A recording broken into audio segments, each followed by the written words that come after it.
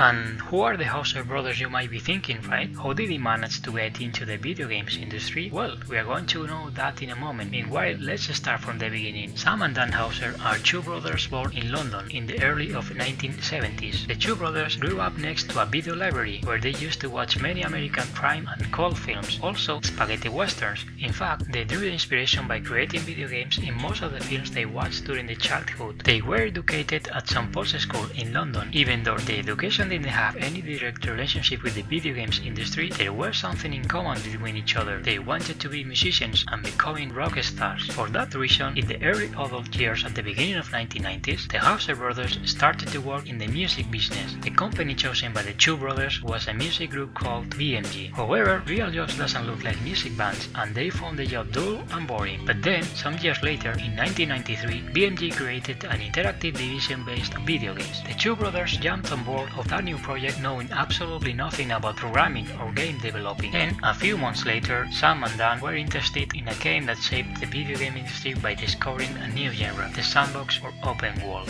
The name of the game was called Race and Chase, which was being developed by DMA Design. The two brothers agreed with this new company to be the publisher of the game, and finally, after some months of hard work, in 1997 they managed to release it. The name of the game was changed to Grand Theft Auto, and 1 year later a new company was born with the name of Rockstar. Moving back about how was created GTA, the game was thought for being a simple racing game, but in some point the studio had a stroke of luck. The game had suffered so many changes in its code. All its cars pattern started to change and hit the player, and developers took advantage of that glitch by creating one of the best-seller saga games that we have actually in the video games industry. In addition, they also implemented a new violent-based feature, which were an inspiration for different developers. Carmageddon, for instance, is a good example. Beyond GTA, Rockstar had created many other games. Max Payne, that was released in 2001, was featured by adding for the first time in video games the bullet time or slow motion, most likely inspired by the Matrix movie that was released a few years before. In 2004, with the name of Red Dead Revolver, Rockstar created the first shooter in a third-person view that was located in a Wild West world. This fact opened up a site for new future projects. As an example, we have Red Dead Redemption that was created by the same company in 2010, having a big success in terms of sales. On the other hand, we have LA Noire, released in 2011 and inspired by the real-life crimes in the 1940s. The game was honored as an official selection at the 2011 Tribeca Film Festival, making the first time ever that a video game had been recognized by the festival. Actually, no matter what Rockstar is working on, they have helped to change the sight of the video games forever, and if the past is an indication, their best is yet to come.